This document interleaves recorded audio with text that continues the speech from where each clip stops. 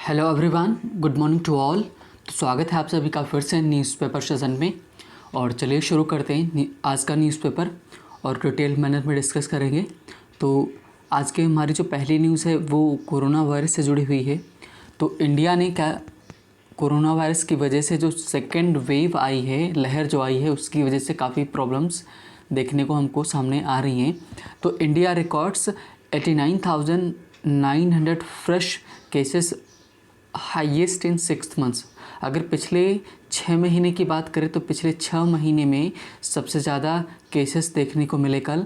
और कितने थे कि 89,019 केसेस, नए केसेस देखने को मिले।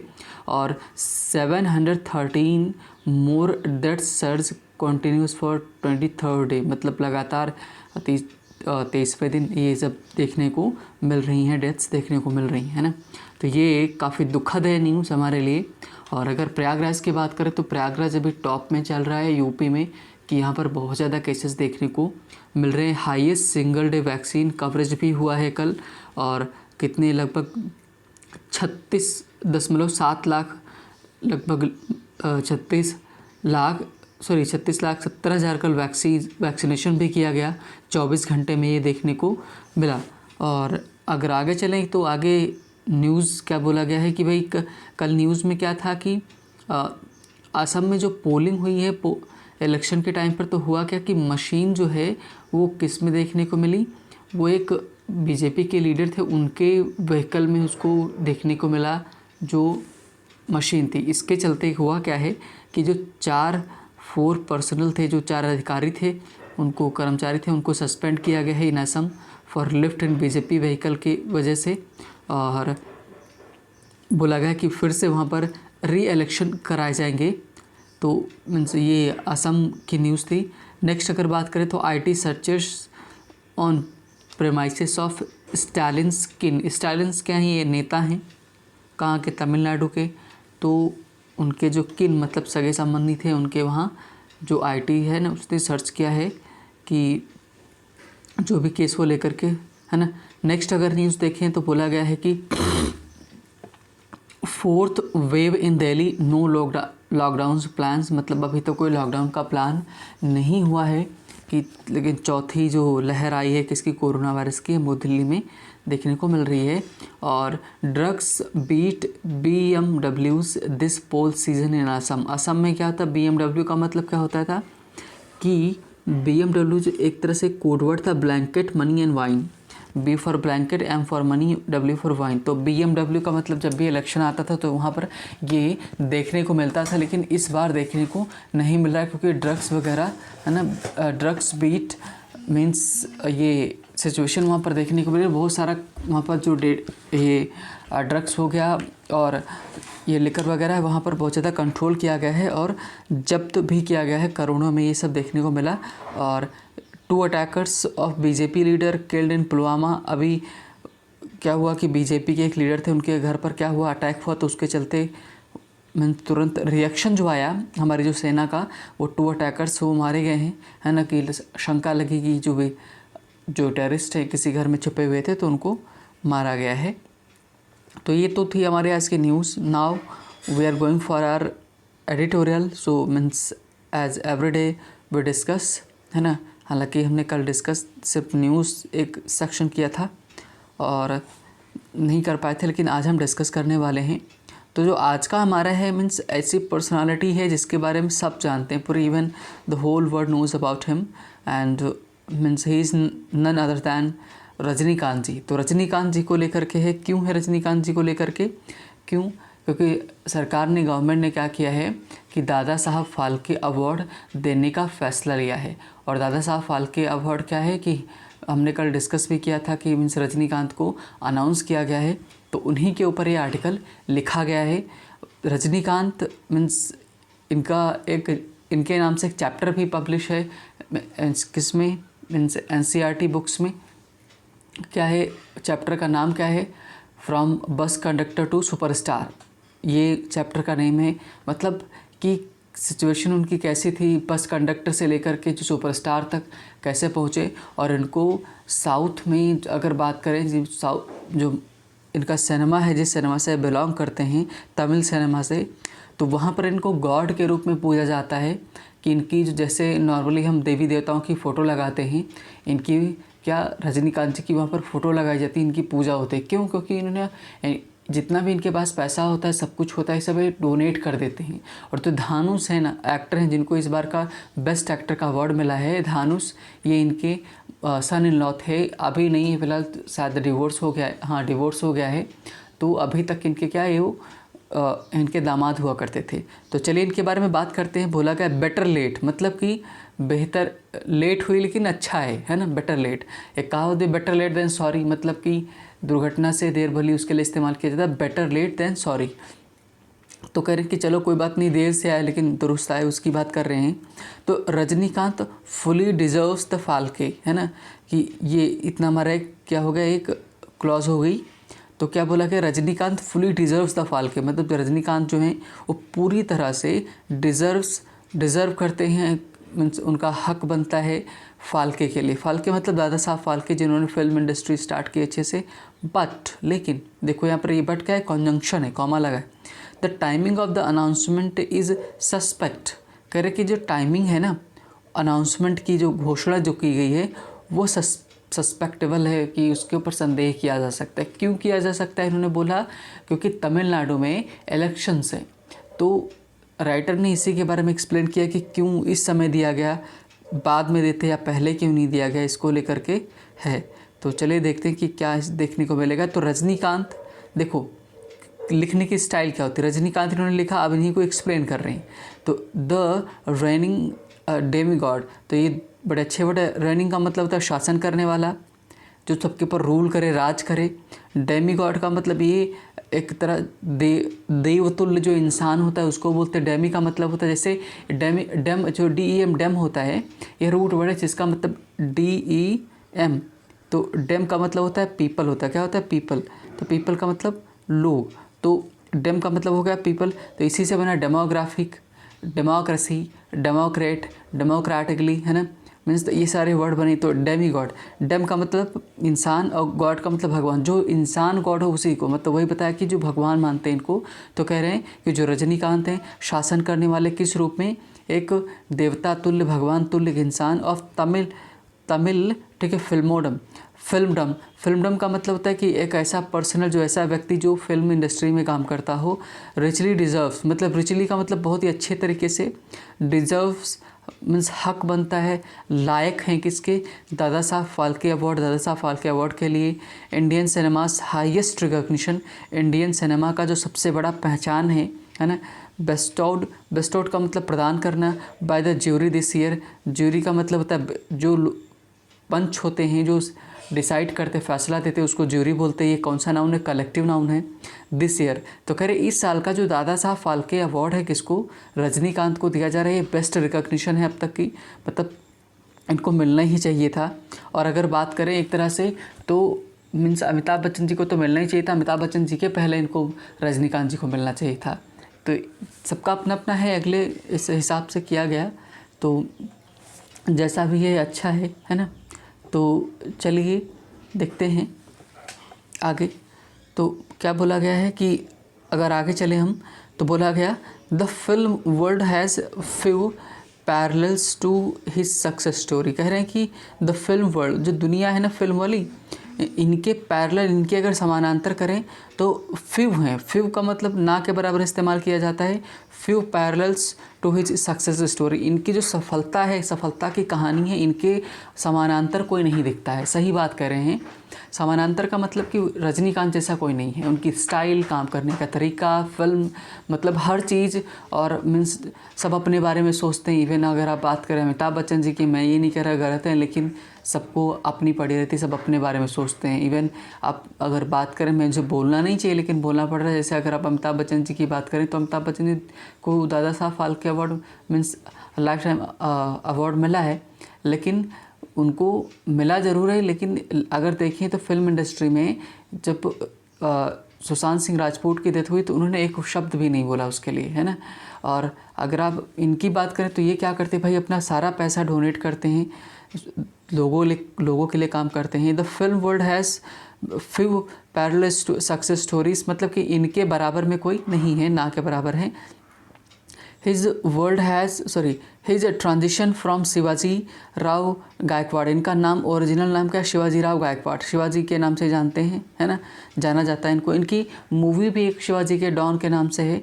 हिज ट्रांजिशन का मतलब परिवर्तन जो हुआ शिवाजी राव गायकवाड़ से कैसे, अब Marathi born struggling bus conductor, जो कि शिवाजी राव गायकवाड़ कौन थे, मराठी मतलब मराठा, एक तरह से मराठी बोलने वाले, स्ट्रगलिंग जो एकदम क्या स्ट्रगल संघर्ष करने वाले कौन से थे, बस कंडक्टर इन बेंगलुरु में, है ना। टू वर्शिप सुपरस्टार मतलब एक पूजे जाने वाले, कि वर्शिप्ड का मतलब पूजा, जिसको हम पूछते हैं उसके लिए इस्तेमाल करते हैं, वर्शिप्ड सुपरस्टार, है ना। इन द्रविडियन हार्टलैंड वही जो आपका द्रविडियन मूवीज़ हैं उसको लेकर के, है ना।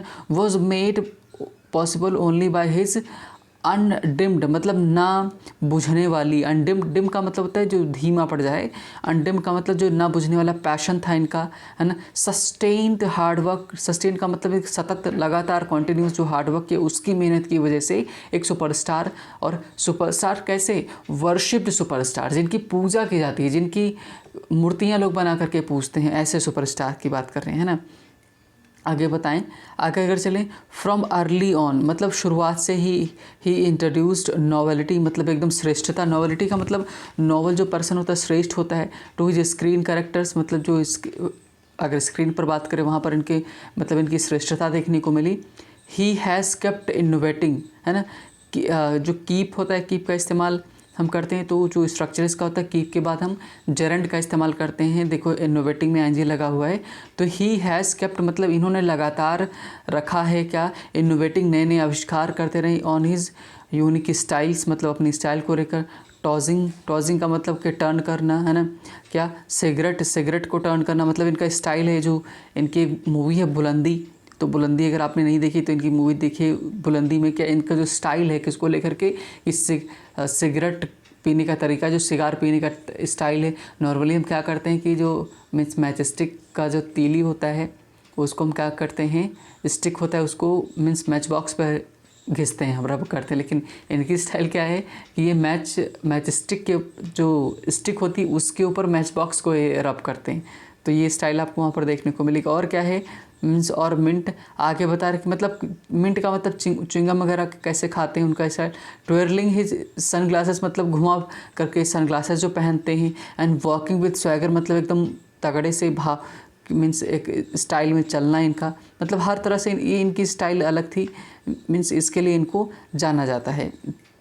आगे देखिए, wild style remains his hallmark मतलब इनका एकदम पहचान रही, इनकी विशेषता रही, इनकी जो स्टाइल है।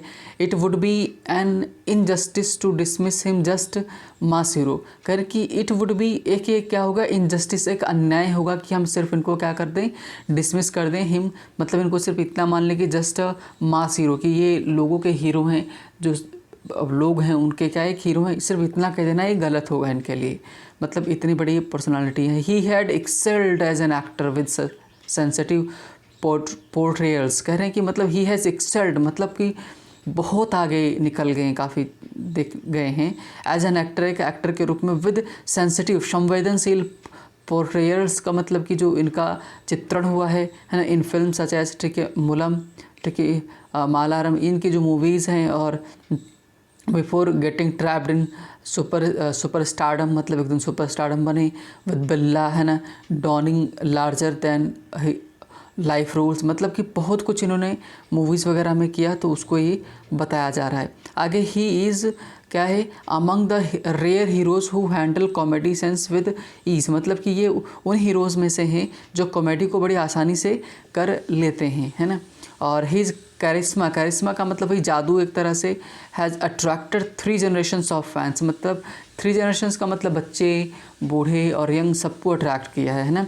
With following even in Japan में भी इनको माना जाता है, where he is lovingly called मतलब इनको प्यार से क्या, ओडोरी महाराजा बोला जाता है इनको वहाँ पर। क्यों, इसका मतलब क्या होता है, डांसिंग महाराजा मतलब कि महाराज की मीन्स जो डांस करते हैं, तो इनका जो चलने का स्टाइल है काफ़ी बहुत फेमस है।